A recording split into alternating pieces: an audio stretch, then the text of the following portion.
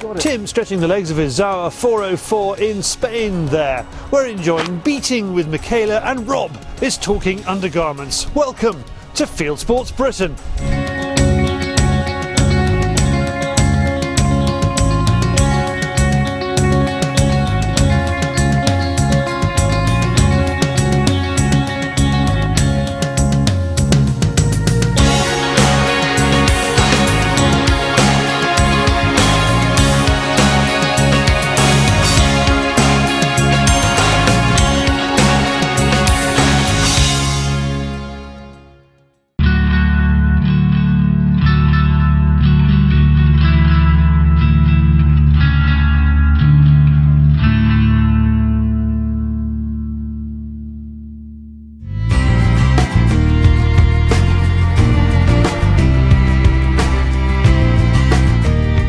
Knowledge is power, and today Tim, who already has a Monteria under his Harquila belt, is looking forward to stretching his legs on a second Spanish-driven hunt.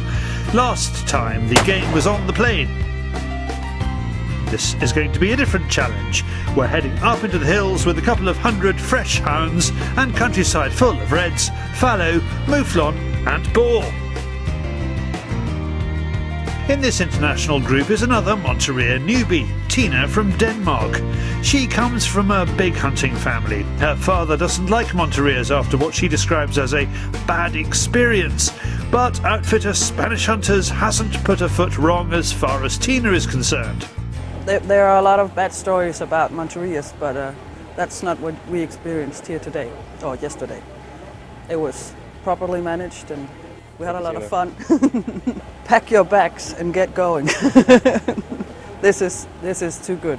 Tina practices on driven targets every week all through the summer. Tim has been doing a bit too, as today could offer some challenging shooting. Arriving at our stand, it doesn't disappoint. This is amazing. It's been driving for about 3/4 of an hour all the way through this. It's quite a mountainous area. We've gone all the way around, and suddenly we stopped here and we just walked onto our stand. And it's the most beautiful vista. So it's looking really, really good. So I'm really looking forward to another successful day's Monteria in Spain. With the dogs working the ground, the hairs lift on the back of the neck and the animals start to move. Tim has to be selective. The animals are there, but the backstops aren't. Then, in front of us, Tim sees a red hind and some youngsters drop into the gorge. He shoots the front hind and gives her another 30.06 to make sure. The group moves right. Tim gets the nod from the Secretariat and he knocks another over, but not the lead one which the camera was following. I've just calmed down a wee bit. We had 4 red deer come up through the valley here, and we lost them. I don't rush on over the top, shoot down in the gully. Wow, it happened so quickly. The next opportunity is another red. Oh, spotted David again. A red hind came flying over here. Couldn't shoot it, not safe, no background at all, backstop. Over the top of this cliff here, run down. And I just stood over that rock there and managed to shoot that thing straight for the neck actually, by the way it fell. Oh, talking about reactional shooting. Dogs are on the trail, and you can see actually the beast is just down there. That's a dangerous say, it's bonkers. Because you've got dogs everywhere.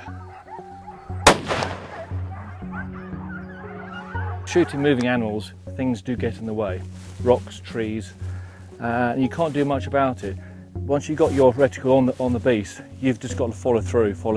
And if a tree or a rock gets in the way, that's where it is. You reload and keep on going. Our secretary today, when I dropped one of those reds, first thing he did is said, "What on earth you're shooting with?" He grabbed my ammunition and he went, "Wow!"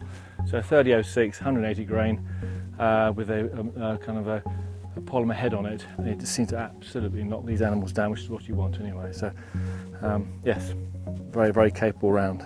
Judging by the number of shots being fired on neighbouring stands, we appear to have one of the busiest today. It's only 20 minutes or so before this young fellow appears. It goes to turn and Tim gets a shot in the shoulder. Time to relax a bit as the dogs and the handlers come through. They confirm the fallow has dropped in the cover and move a few deer into a better spot for collection. With all our animals accounted for this morning, Tim has a chance to stretch his barrels.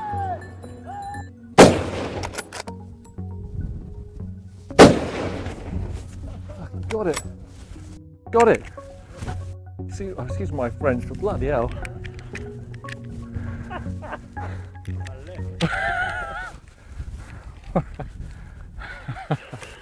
Wow, that's 200 metres away.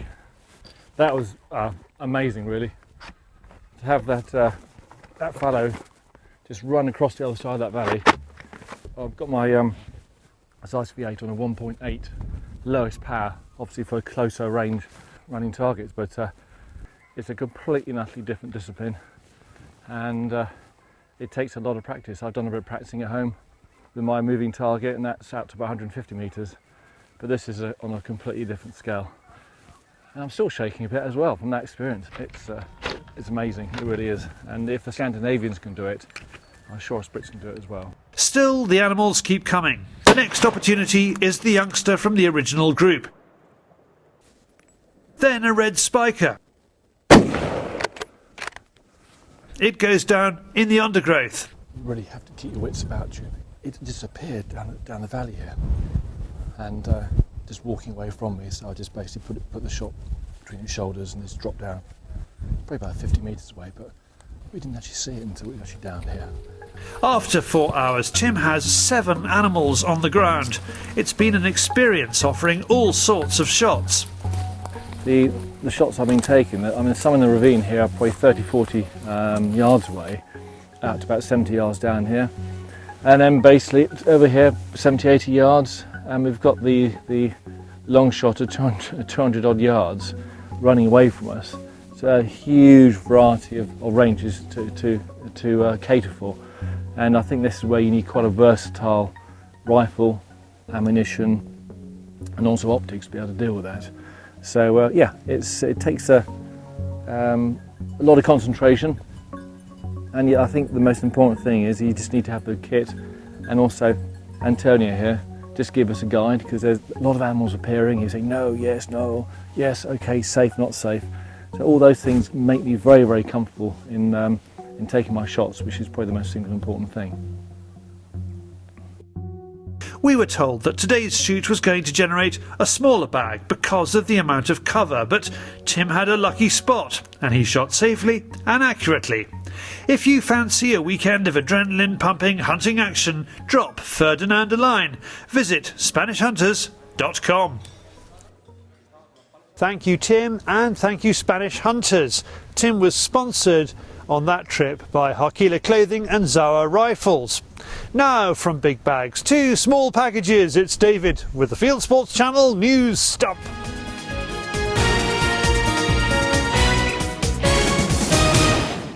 This is Fieldsports Channel News. It's been a big week for saving wildlife. Canadians Michael and Neil Fletcher have taken the selfie of the year. They were walking up grouse when they spotted a bald eagle caught in a trap. They wrapped it in a jacket to prevent it from moving, then freed its talon from the trap and released it. Meanwhile, in the USA, 2 policemen from Ohio pulled 2 deer free from a cistern full of water. Wycliffe Police Department released the video on Facebook to highlight some of the more unusual things an officer is called to do.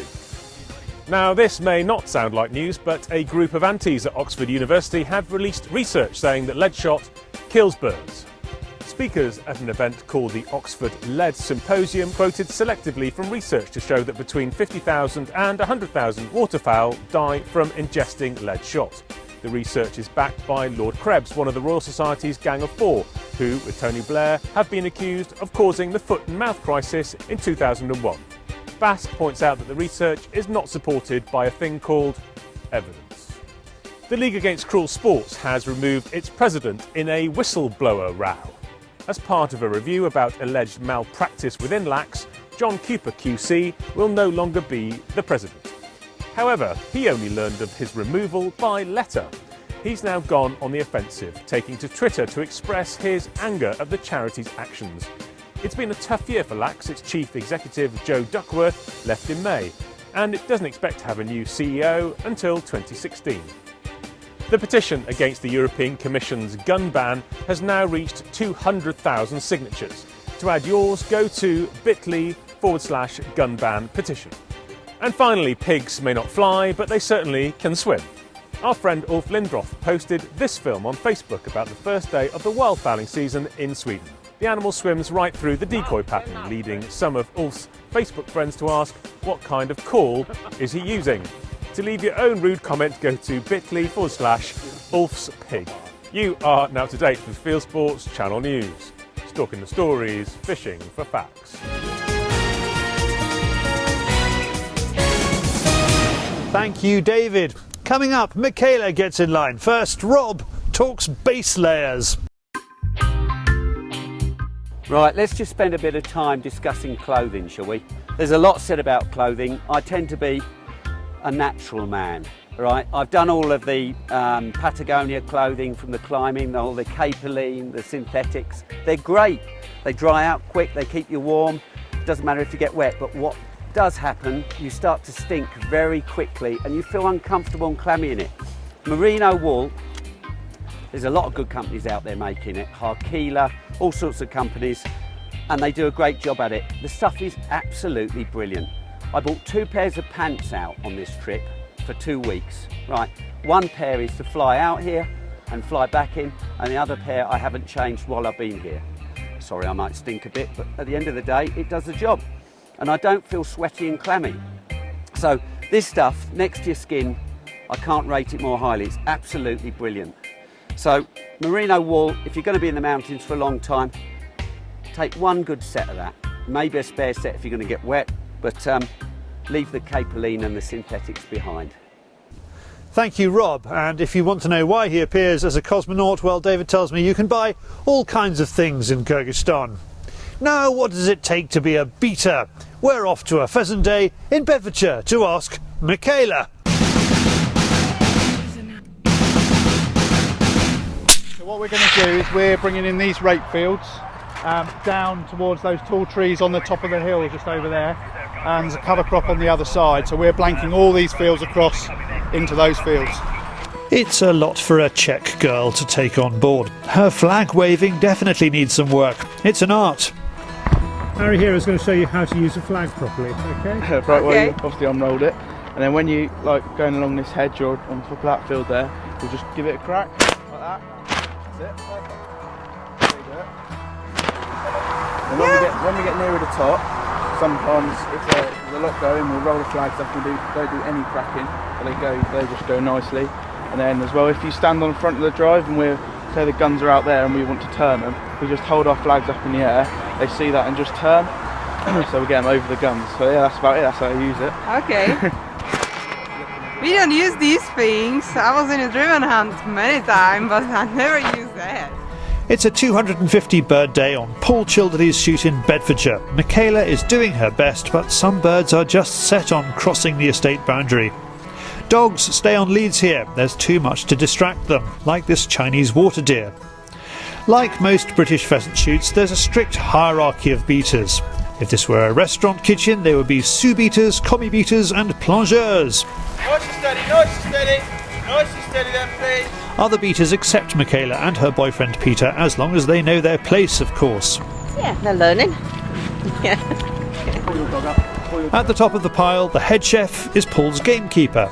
We'll bear with them, and then we might get more angry as the day goes on, possibly. You're very slow. Beating is a fun outdoors activity, lots of team spirit, and you get paid. So what does Michaela make of it all? Well, it's like the same thing as we keep in a line, but that's it. Usually in Czech Republic we use a rifle because we got the bars, so you don't use this, but you have a rifle, and if you're in and you see boar or pheasant, you just shoot. But here I get just this, but here's no boar, so it's fine. I can do and chase. That's terrible. Do that again. Better? Nearly. One more. No. It's got to go crack. Yes. Yes! Next drive, and Michaela has a new boss. Sonia will be up that end, and we're going to be spread out between, and then we're going across to that cover there. Probably not all the way. Paul Childerley himself is out glad handing the guns. Another day in the office, Charlie, today. Yep, driven shoot day today. 250 bird day, mixed day, pheasants and partridges. Yeah, going really well. Birds flying well. Beaters, I think, going well. I don't know, I don't do that side anymore, but and that coverage is about to go through now, I think, over the guns. Yeah. They're shooting well today. It's a good team. They're local farmers. There's a spray company that's taking the day, and obviously he's taking a few of the farmers out just to keep in with them or whatever. But yeah, they're shooting well. They all got their own small shoots, so they do like 15 days themselves. So you know they're going to shoot well. Beating today. I don't know what she's made of it. It's quite hard work, the beating. So This is very different to hunting deer. It's very different to what she's used to in church. yeah, I think it's good for her to go and see some other methods of hunting. I mean, when you get to different countries, it's nice to go and see how other countries do it, traditions and all the rest of it. Yeah. The guns appear to have had a good day. They'll be coming again, and for Michaela, the ride home may have been a bit wet, but the day is worth a trophy photograph. For more about shooting with Paul Childerley, go to childerleysporting.co.uk. Thank you, Michaela. Thank you, Paul, and thank you, Shooter King, for sponsoring that item. Now we're off to the wider world of hunting and shooting on YouTube. It is Hunting YouTube.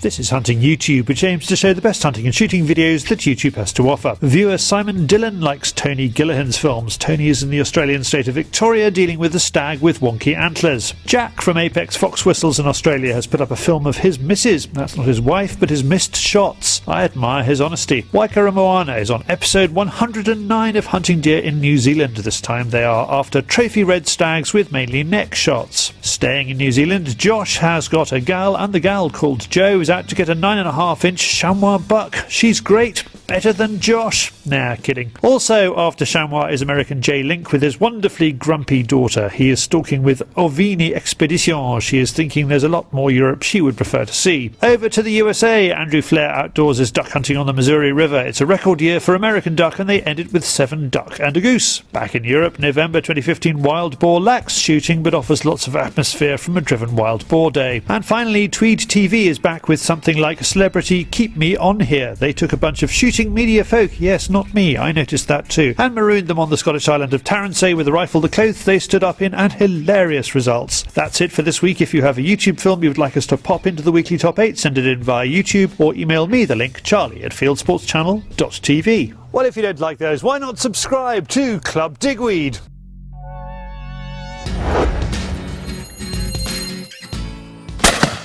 Perfect shot.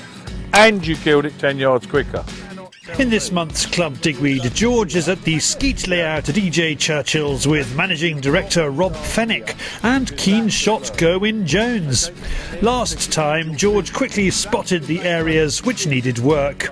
This time, George uses the varying angles of the skeet birds to get Rob and Gerwin's stance, gun position and speed ironed out.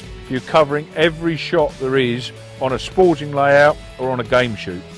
George explains where to pick the bird up and just how important it is not to call for a bird before you are properly set up. To find out more about the club or to download the show, go to clubdigweed.com.